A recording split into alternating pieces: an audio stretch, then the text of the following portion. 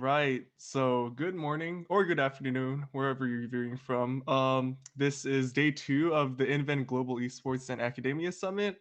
I will be your moderator for this panel. Just a quick introduction. My name is William. I currently do business development for iBuyPower. I've been involved in collegiate esports for the past 4 years now. And just joining me today are these four lovely gentlemen. If you guys would like to introduce yourselves. Hi, my name is Alex Chu, better known as X Special. I am the head coach for the League of Legends team here at HU, Harrisburg University, and I used to be a former pro player for about 7 years, playing LCS and whatnot, so been around a little bit. Hey everyone, my name is Andrew Smith. I'm the assistant director at Maryville University, and I also am the head coach for Overwatch. Before I coached Overwatch, I was also a League of Legends player for a long time. I played 4 years at Maryville, and I was one of the first students to come and start the program there. My name is Dr. Joey Goriziak. I'm the director of esports here at Shenandoah University. I'm also a professor of esports here at SU. I come from a Halo background because I played way back in the day. I'm the boomer of the group, I guess. And so played on the original Xbox, Halo 1, the good Halo, not any of this other stuff that came out, before esports was a real big thing. And so now I'm a professor, have a PhD in sport management, developed the esports curriculum, and run the competitive team here at SU as well. I guess it's my turn, isn't it? Yes, it is. Awesome. Hi, I'm Kevin. I'm currently the course leader of the BA Honors Esports degree over in Staffordshire University in the United Kingdom. Journey in esports started off as a competitive player as well, League of Legends in the UK, formed my own team. Shout out to Choke Gaming in the past. Dabbled in on-air talent roles, and then I joined Riot Games in the EU division for the back then it was called the ELCS as an in-game observer, and then progressed into roles such as a tape producer, and now I'm in academia teaching about esports. Who would have thought it? Awesome. So thank you guys for the introductions. For those of you watching who are not aware, this panel is staring at screens. What are students really doing when competing in esports? And as you all heard, these guys have a lot of background working with students and whatnot. So let's just jump right into it. For those watching who are not familiar, you guys want to just quickly go over like what the life of a student esports athlete looks like. And yeah, let's kick it off from there. Sure. I'll get started, then I'll let everybody else chime in. So I don't coach them as much as I used to, but I still kind of help our students out with kind of that work life or play life balance as being a student and a competitor in the games. And so here at Shenandoah, we tell our students academics is first and foremost. I mean, that's number one for us here, and at other schools too.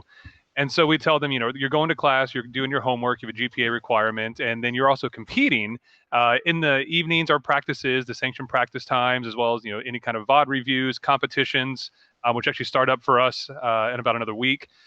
So it's a balance of getting everybody in here to compete, to practice, but also to make sure to stay on top of their classes and their assignments to stay eligible for us academically here, but also to go to class attendance wise.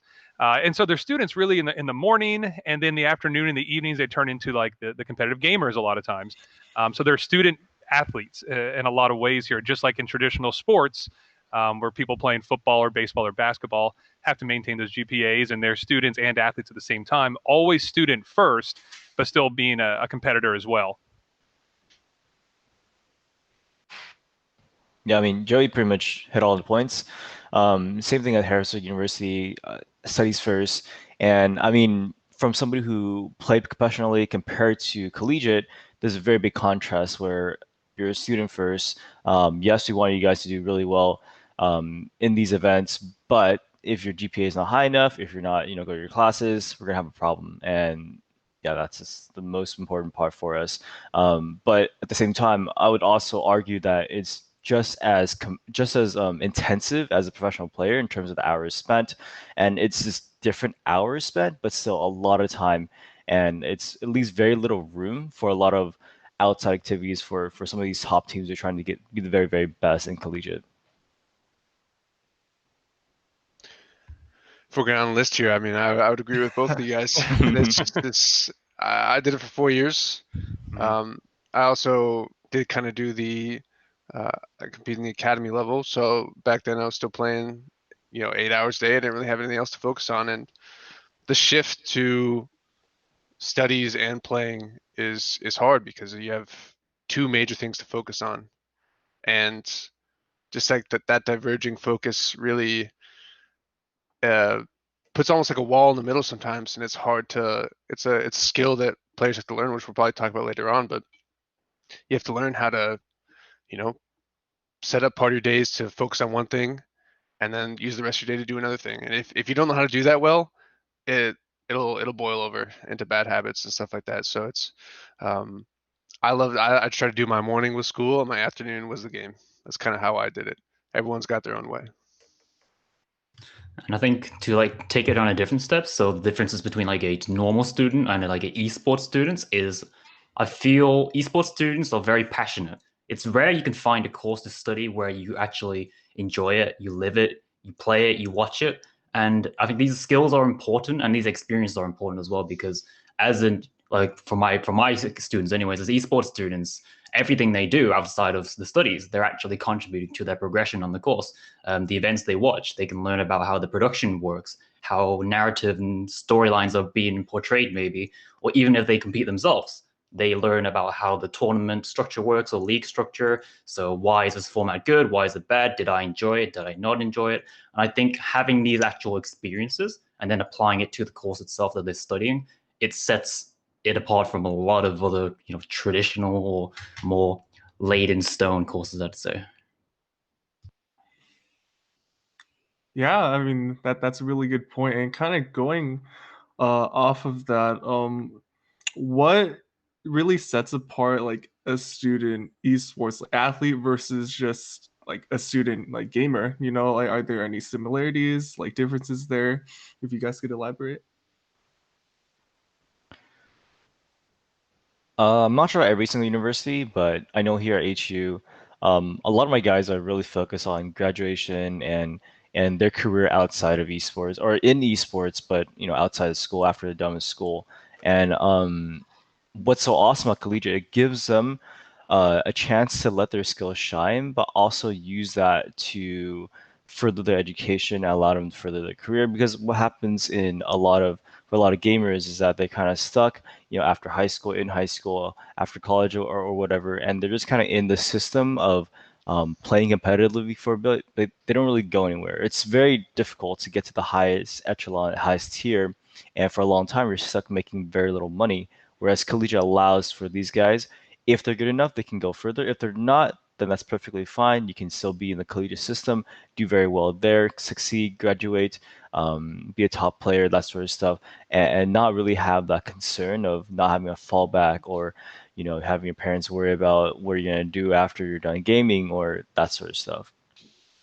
Yeah, I'm going to piggyback on what Kevin ended the kind of last question with is that passion. I think, and I don't think I know, a lot of our students, the esports students, have a lot of passion that you don't see in other students typically at a university, whether it's on the activity side or the study side, because they're able to combine their passion and study their passion, really immerse themselves in it. I've been teaching sport management for like 7 years before I transitioned to teaching esports, and there's passion in sport management because they're learning about football or baseball or whatever, and that's great. But the passion that I see in esports students is far above what I saw in any of the sport management students, which is great. I love seeing that, and it makes them really committed to what they're doing, whether they're gamers or esports students, because that is a slight difference there. We do have a lot of people here at the university at Shenandoah that aren't really, for lack of a better term, they're not good enough to play on the varsity teams, but we find a place for them on some B teams or rec teams. We still fuel that passion to give them a place to belong here because esports is a great community and video games helps develop that community where people that have a similar passion can really get together to share experiences and form those bonds and socialize in a way they maybe couldn't otherwise socialize or find a place to belong at a university. So it really helps with that retention standpoint for students because you're giving them a place to kind of fuel their passion, whether it's competing and practicing and trying to be at the top of their level, or just giving them an opportunity to do what they love. And that's just play video games and be around other people that play video games, to study video games, to get in the broadcast production room and get behind a casting desk, or to run a stream and everything else in between that esports offers. in a very interdisciplinary way that other areas of study just can't and don't. And so I've found that esports participants and people that study it are just passionate about it because of what it can offer them beyond the gaming part. Because playing games is great, that's the core of what esports is. But there's so much more to esports and gaming than just playing video games. And so being able to help fuel that passion to take it beyond gaming to that next step after college is something that's really cool to see. Seeing the relationships that are formed from people that just are looking for a place to belong is really awesome. And so that's kind of what we found between gamers and esports students is that passion is there. And some just want the competitive side, but some just want to belong to this community. And we want to have a place for everybody at the university, no matter what their interest is.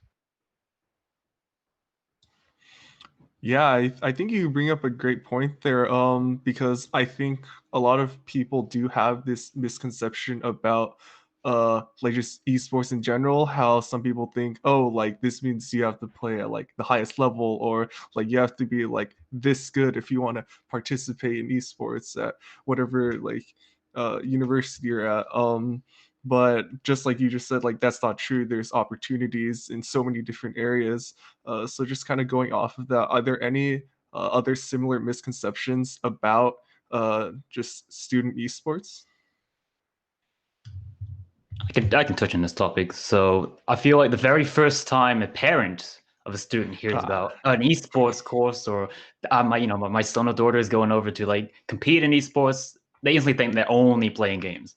And that's not always true. I mean, I personally value the fact that they play games. I encourage my students to play games because of the reasons I mentioned before, how it builds upon, the fact that they're actually getting involved, right? You're competing, you learn the skills, the experiences that are necessary if you want to pursue a career in the future in esports. But it's definitely trying to get that across to the parents and the negative stigma around gaming alone. I think we're doing a good job of really pushing esports into the mainstream. And this is obviously not set in stone, but in my opinion, the three elements of esports, the strongest elements are the community, the competition, and the entertainment aspects.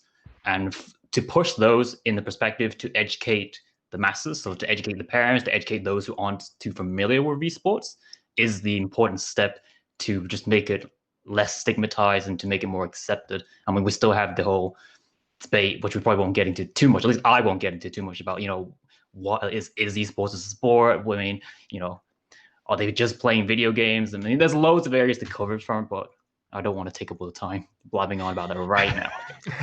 Yeah, that could be a whole nother discussion right there. But no, Kevin makes a good point, and I want to chime in before I pass it off to Andrew and Alex to talk about that competitive side, because they're at some schools that, they're at top of the competition right now at Maryville and Harrisburg in their respective games. Here at Shenandoah, we're not at that level competitive wise. And so the stigmas that we see attached are, like Kevin was saying, that parents are like, well, all they're doing is going to play video games. I get that from other faculty members too at a university, is that, oh, we're building this arena and getting all these computers for kids to play video games while they're at college. Why are we doing that? And so it's about having a conversation and trying to dispel these misconceptions that are out there, because there's a knowledge gap that just exists right now from people that know about esports and the opportunities that it offers to people that don't. And that's okay. It's a level of ignorance, and ignorance is not a negative word. That it just means lack of knowledge. And so I feel like it's all of our jobs to kind of let people know that here's what esports can do for our students. Here's the opportunities that exist for our students. That yes, playing games is a means to an end, but not the end itself. And so by being able to use it and foster that, it's so much more than just playing video games. You're teaching them skills for life. We talked about time management a little bit, but you're also learning other concepts like teamwork, communication, how to win, how to lose, adaptability. Because esports, you have to be able to adapt in order to do anything. And Alex and Andrew will be able to tell you that. If you want to win, you've got to adapt to how the match is going and what your competition is doing. And so I think esports really does dispel those misconceptions if you can have those conversations with people that are critical of it, because criticism exists for esports. And to me, I always say that's okay. Be critical. It helps me reflect on what's going on and how we're approaching things, but also it allows me to engage in those conversations to not convince them that esports is the best thing in the world and every university needs to have an esports program, but just to see what this does offer to students in a way that hasn't been available before. And so I think that that's one way to break down all of those misconceptions around esports and gaming in general.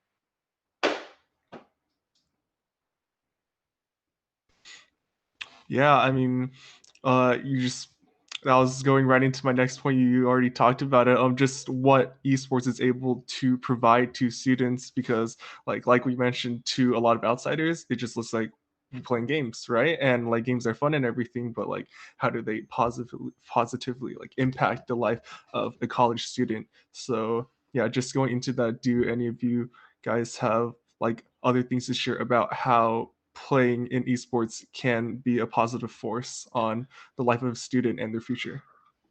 I can chime in on that one. So I'll relate it back to my time as a player. I went through when I was at Maryville 4 years playing. I had 3 or 4 teammates that I went through 4 years with, and just to reflect back, just how much that I grew and the people around me grew. I was fortunate enough to have a lot of like life experience and be around people and be around the world when I was younger. And I felt like a lot of my teammates didn't get that. They were the kind of cliche of they were holed up and they didn't have the social skills. They didn't have the emotional intelligence it takes to be on a team and interact with people and deal with issues. And we were fortunate enough with our success that we got to travel the world and see different places, play all over the place. And esports, just what separates esports from average gaming is the social aspect. Like you have to interact with people, you have to play with people, and that um, like is in a way esports is almost away from the stereotype of the sitting in your basement, in your mom's basement playing games, because you're actively working and with people every single day for hours every day. And I look back and I laugh at all like the dumb stuff that my teammates and I would say or to talk to each other about because we just didn't get it. And after years of like working with each other and trying to figure out stuff, um, like they all grew so much, and we're all like they all graduated now. Some of them moved on, and it's just cool to see uh, how much they learned from that. Just being in that environment, like competition forces you to grow. Or else you just won't be in it anymore, or else you're out of the competition. So that's the benefit of it. I agree. I mean, I think it's actually kind of ironic that with the whole COVID situation nowadays, gaming has brought people closer. It has been the new social norm. And for us here at the collegiate program, I mean, all our guys are all getting along very well. But what Andrew was saying, yeah, like our guys, would have traveled more, had things that happen the way it is. But collegiate allows for people to grow a lot socially and get out of their norm. And I think kind of what I said earlier too is just these guys are given opportunities that they wouldn't have if it weren't for gaming.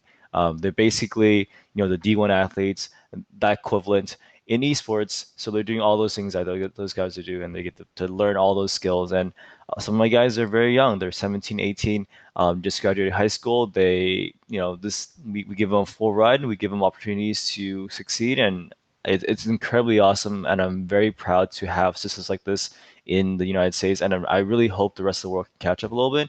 And I wish here we can do it even greater and better every single year.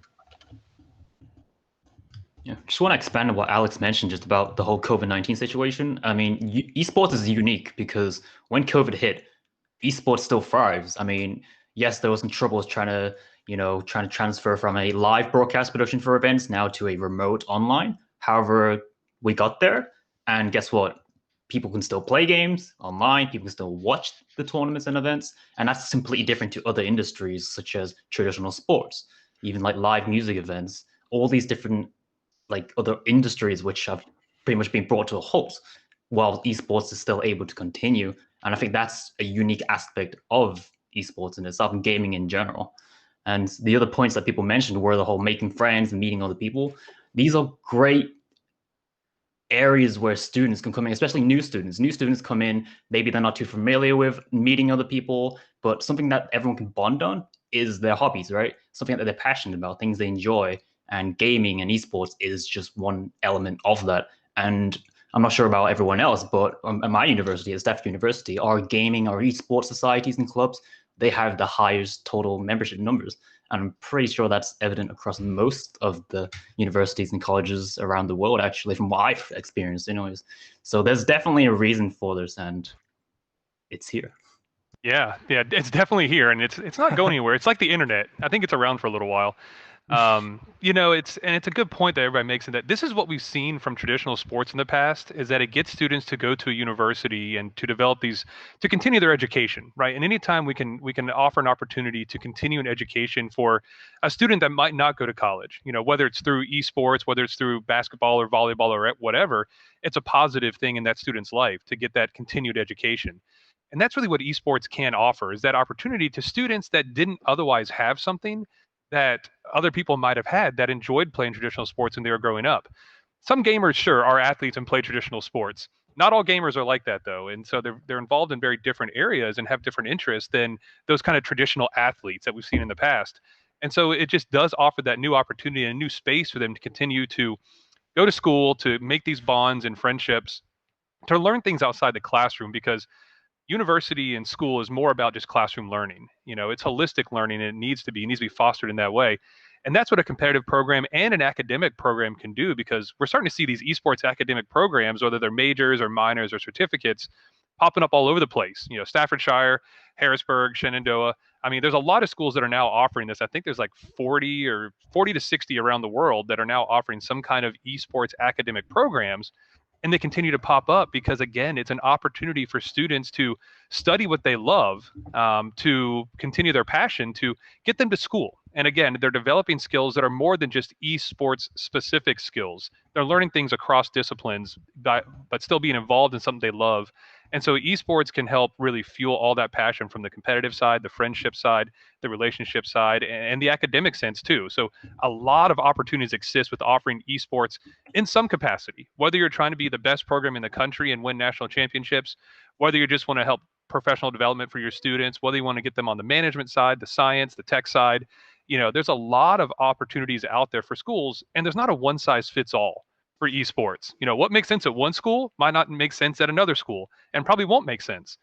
So it really is about developing the program that makes sense for you and your students and your university that kind of falls in with the larger mission of the university, and just fostering what they've been doing for a long time but just in a very new, very real way, that this current generation of high school students and college students, this is what they do.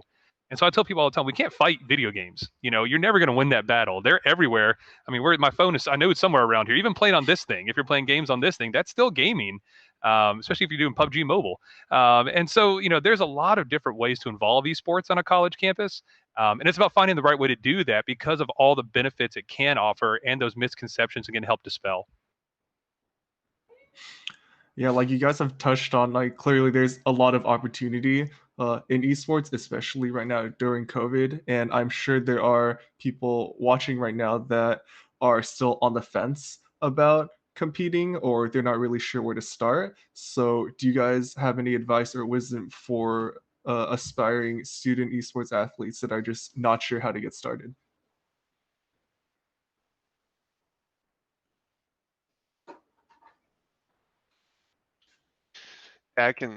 I can pitch in on that. So, um, I think it really depends on where you are. Uh, if we're talking your high school student team like going to college, or you're at a club team in college right now trying to get to the varsity team. Um, the biggest thing from being around the first parameter everyone looks at is whatever game you're playing, like the solo queue or the competitive. And however inefficient it is, that's your main practice tool. And I got overexperienced over time. I think I got a really good hang of how to approach that. And it's really, you just have to make no excuses for yourself when it comes to that. Like every game, you have to approach every game, every hour you're playing like it's yourself. And you have to differentiate just playing and practice. I think a lot of people I talk to, they don't have a goal when they're playing the game. Like if you want to be like an esport athlete, if that's what we're coining the term as, right? You got to approach it as practice. You have to have a goal to get better. Whatever you're doing, you have to think, uh, you know, when I was playing, bring it back to myself and on my days, old man now, but I played solo queue. I didn't care if I win or lost. I know what I need to do for my team. I need to get better at this. So I'm just going to go in and play it. I'm going to go in and play it, and I'm going to get better. I'm going to figure out what I need to do. I'm going to watch some videos that'll help me from other people that are really good at it, right? I'm just going to figure out whatever it is and just get better at it. And there's a really I see that disconnect a lot, that people don't differentiate the true competitive aspect and just the playing for fun. Like obviously you can have both, but if you wanna reach the next level, if you want to compete, you got to be willing to put in the time and turn it into a discipline.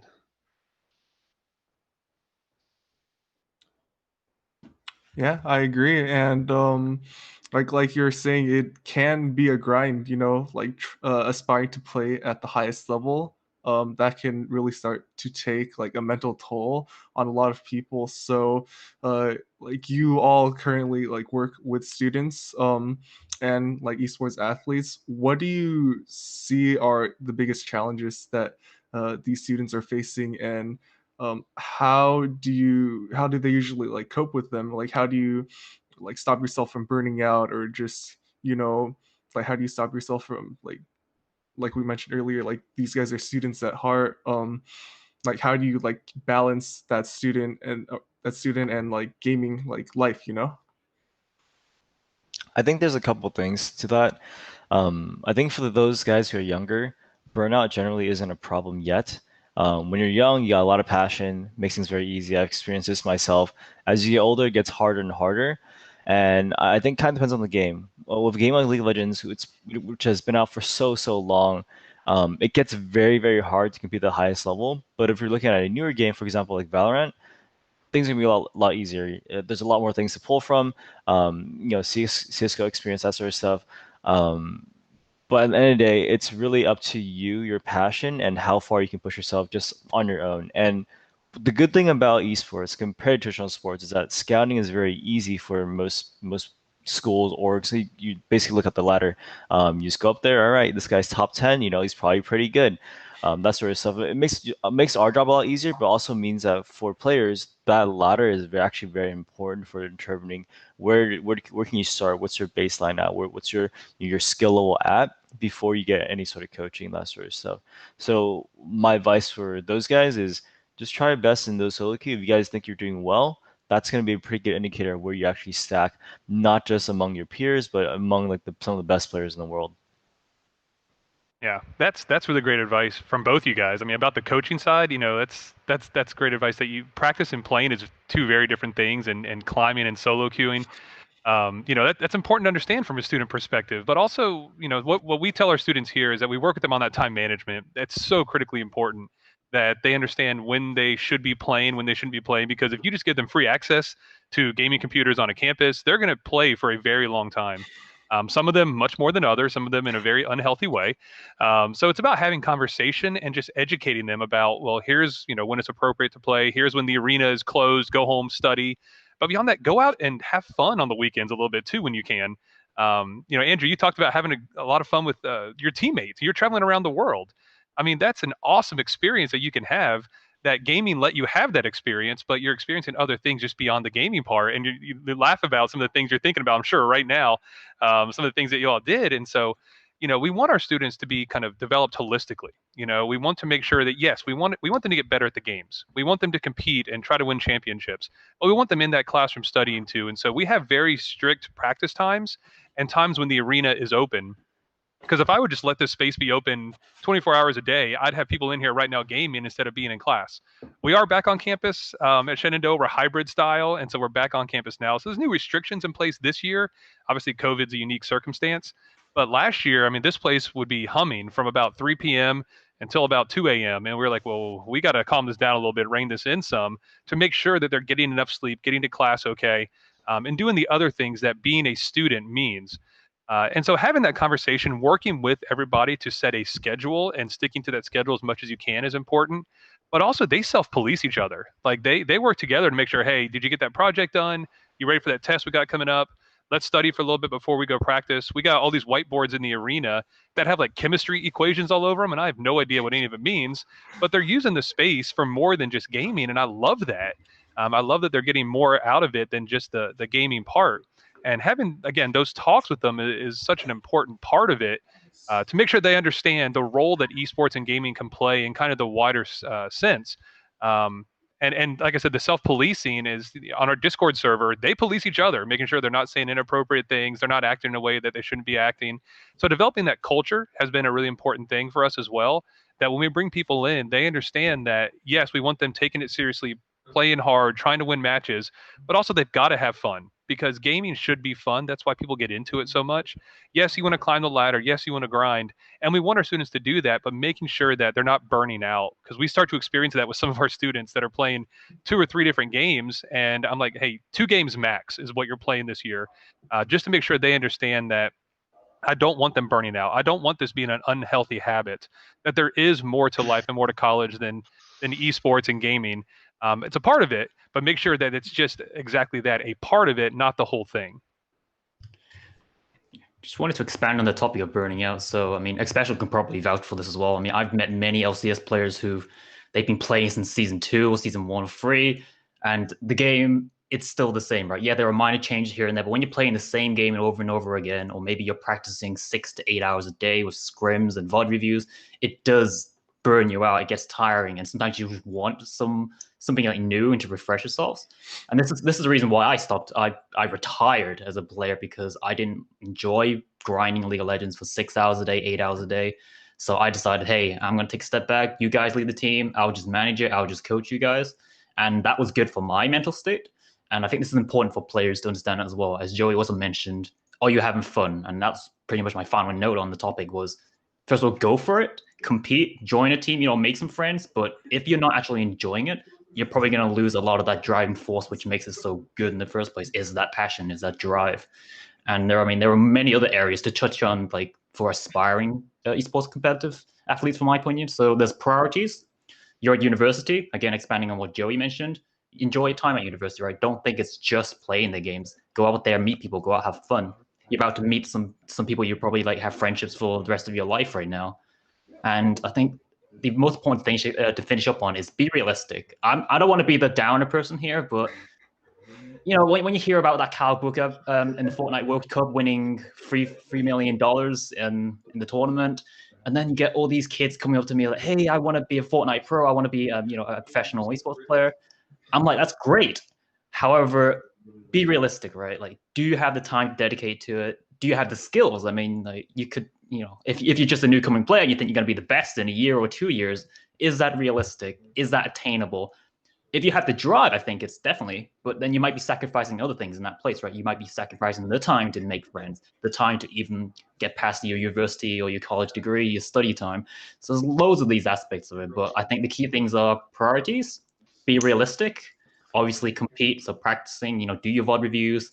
Mentality was a great thing a lot of members here touched about as well, is toxicity. Kill it, stamp it out, get it out of your system, because guess what? If you have like a negative or a toxic mindset, especially in a team environment. So for example, in League of Legends, let's say your jungler missed smite on the Baron, and then you're like, oh, why'd you miss smite? That's not constructive. That's not useful. You don't want to be saying that in the game. If anything, wait till the game's finished, take it out of the game, and then talk about it, right? Like saying that comment, which isn't helpful in that situation, in that moment, is going to be a problem. So mentality is what I think one of the main, at least from my experience of working with younger individuals and coaching them, is the main thing to try and stamp out and to try and fix. Yeah, I have a lot to say on this topic, and I agree with pretty much what all you said. For the three for me are time management, mentality, which you guys already mentioned, and then the burnout. Actually, what I was laughing when Joey was talking was he was talking about wanting the guys to just go outside, and that's part of burnout, right? I'm under athletics. I have to go to athletics meetings, and they talk about how they can contain their students, and I'm sitting in the corner like, how do I not contain my students? How do I like push them to like, hey, there's guys, I heard about there's a party on the side of campus. Maybe you should get out. Like it's Friday at 11. Leave my side. No, seriously, leave. Like this, it's funny, but like it's that's part of that esports is social, right? A lot of them aren't inclined to do stuff like that naturally, and it puts them in that position. But especially in school, what happened to my team last year, mentality and burnout. I think Overwatch itself had a long year, like ups and downs, and I think probably Alex or Joey, but you probably heard a few Overwatch players. They weren't necessarily happy with the game last year, and we started off strong. We had a good year overall, and we lost to Harrisburg in the end. And I could feel the kind of the train slowing over summer. Like the season got extended, like COVID happened. We got put online, and um, I think a lot of like players' mentalities were drained, and they weren't practicing the way they should and talking to each other the way they should, and that showed over time. I think our practice got worse and worse, and we kind of just needed a break. And I've learned that over this is my 6th year now in collegiate. Like it's not it's a long race. It's not you got fall, spring, and all that. So um, mentality too. There's a stark contrast about esports right now, and I think it's something that really needs to be fixed. Where like go through the lifespan of a player. Like for me, I played solo queue for 2, 3 years before I even touched a team. I got good on my own. No one told me what to do. I didn't interact with anyone. I played one game with someone, never see him again. Like it was all on my terms. And then I'm suddenly in an environment with 5, 6 other people who did the same thing, all on their own terms. Now we got to figure everything out without ever having like used those skills, right? Or talking to people about why we got so good at the game. And now we got to figure out together. Like it's there's a big skill gap and a jump that you have to make to be able to do that stuff. And you just don't learn it naturally. And that's why me and my coworkers love high school esports.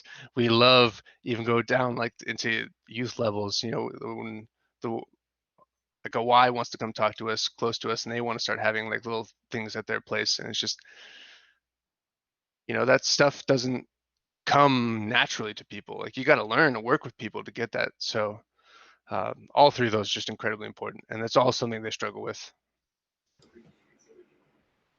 Yeah, and I think you guys have been talking about it like this whole panel, like all the like different things players have to deal with, whether it be like time management, avoiding burnout, uh, just things like that.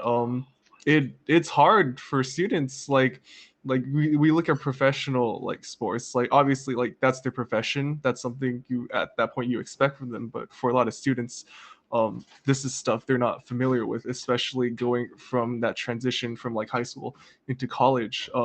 There's a lot other stuff they have to deal with, which is why I think like esports programs are just really important. And I know Gary has been talking about, or not Gary, Joey, I don't know why I called you Gary, has touched on like his own program and like mentioned like aspects of like other programs. What do you guys see?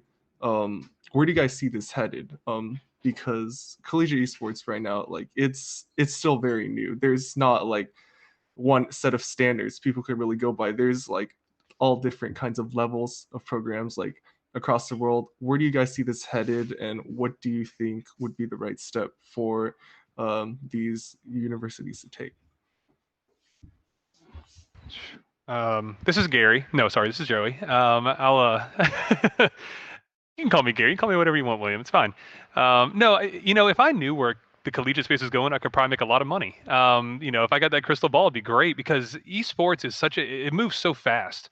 And it changes so quickly, especially with developers coming up with new games. I mean, Valorant coming out, we're like, all right, let's organize a Valorant team. All right, how's that impact CS:GO and Overwatch? Is it going to cannibalize from those games a little bit? So I don't know I know it's going to be here for a long time. It's going to grow. I don't know if it can continue this exponential growth that it's been on for the past 5, 6, 7 years, whatever it's been now, the collegiate space. So it's going to continue to grow. It's going to get more established. I think, especially at like D1 schools that we think of like traditional athletics in, it's taken a long time for it to catch hold to some of those more traditional athletic schools like, the Alabamas or Ohio States. And I know they have some stuff going on, and all schools do, but I think it's going to get more formalized as we continue to grow because it's kind of a logical progression.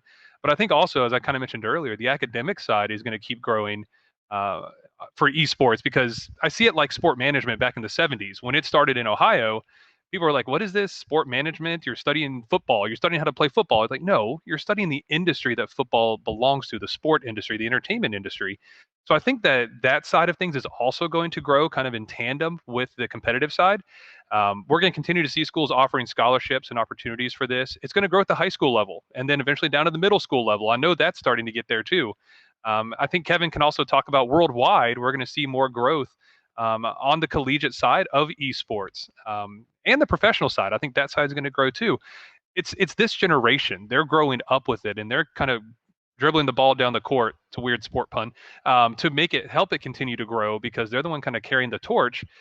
Because as they get older, they're going to pass this off to their kids, and their kids will be playing games when they get young. I've got a 5 and a 7-year-old. They play Rocket League with me, and they beat me all the time. I'm terrible at the game, but they're growing up playing it in a way that I didn't grow up playing it near to that level.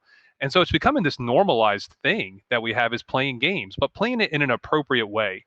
And we've all talked about that burnout thing and getting kids outside. You know, Andrew, I was laughing because there was one instance last year that some of our gamers are like, yeah, there's a party going on. Do we go? I don't. Maybe let's just stay here and play one more match. And my head coach at the time was like, "Go party, nerds! Just get out of here. Get out of the arena and go to that party." You know, we want them experiencing that stuff too. So using it appropriately as that vehicle, but it's going to continue to grow. And I think as research continues in esports, you know, Alex, we were talking about this before the call started about the health benefits and how we can train our gamers to have healthier living habits from posture to nutrition to eye strain and everything else. As research continues to come out, we're going to be able to tell our esports athletes, you know, here are the appropriate ways that you should be gaming, and this will help you down the road and help you live a healthier lifestyle far after your competitive days. I can't play games anymore. I am terrible at any kind of game these days. I have fun, and that's great, but the health habits that we need to teach our students will go far past their competitive gaming and how long they're able to keep competing in games. So I think that's an important part, and I see that health side of esports really growing the next 3 to 5 years. But then to the collegiate side, I see it continuing to grow, continuing to be established, growing at some other kind of bigger D1 schools, if you will. But then the academic side also continuing to grow along that path. Yeah, I just want to expand on Joey's points about how we are in the digital age right now. I mean, back when I was at school, you know, the in thing was Pokemon cards. Right now, the in thing is Fortnite. Right now, the coolest kid in the school is the best Fortnite player. Whilst back in my day, when I was playing video games, I was considered a nerd. I was a geek. I had no friends. I stayed at home. But now it's almost embraced, right? And that's great. And I think this is just, again, the natural development, the less stigmatization of gaming and esports. And we need that. And I definitely see programs coming up. I mean, in the UK, I think we're lacking behind in the North American scene. Definitely, actually. So I'm pushing for different programs and different ideas from my perspective from Staffordshire University. So hopefully they'll be in place for this year. So shout out students, pay attention if you are here and look out for that. But no, there's a lot of growth. I mean, we have national leagues, University of the Newell, which is National University Esports League, the NSC. So shout out to those guys. But they help give a space for people who want to compete at university levels. It doesn't matter what skill levels are. You could be the top of the top, you could be the middle, or you could just be having fun with your friends, you know, lower down at, you know, in terms of like that kind of gameplay level. But it's just giving people and offering them a place to belong, to complete, to have fun. And I think that's important to grow the esports ecosystem. You need places for people to compete. You need places for people to watch. You need more events. You need more games. Like you said, the Valorant tournaments are popping up. As soon as that game came out, tournaments. In beta, tournaments were still coming out, right? In beta access, people were making tournaments for the esports title itself. So I'm seeing a lot of universities, especially in the UK, definitely bringing up more programs, investing in their teams, and advertising just more esports related content. And hopefully I want to see more facilities in place, actually. And again, allow the space for students to compete. You know, right now we have maybe the traditional like area where students go and they have a drink, or they just play pool and watch traditional sports on the TVs. Where's the space for the people who like playing video games, right? Your esports, your arenas, your esports lounges, right? Your PC bangs, your console corners, your tabletop, areas. Like, where are these places? And I think that's the next step. It's realizing that our generation now, the younger generation coming into university, they game. They love playing video games. Why aren't we investing in the space to improve their student experience on campus? So I see that developing in the future. Yeah, and Our time is coming to a close here, but thank you guys for everything you have shared. Are there just any last closing remarks any of you have just regarding like everything we've talked about? I think a little bit about my hopes for collegiate and esports in general is I really hope that people who have been in esports, kind of similar to Andrew and myself, who have been around for a little bit, played, at the highest level of our respective field, to really come back and give to the next generation. Even if it's not, I'm not talking about like, 20 years, people who are 20 years are younger, but people even 2, 3 years are younger could learn a lot from our experience and what we missed out on and what we could have done better. And I really love sharing that experience with all my guys, and I wish there were more like that from League of Legends, being that it's such an older game. But yeah, I just over the years, I just really hope that does come to fruition, and I know that that's something that NA lacks, North America lacks compared to a lot of other major regions in terms of competitiveness, but also just in terms of being able to coach and teach people. We just lack that right now.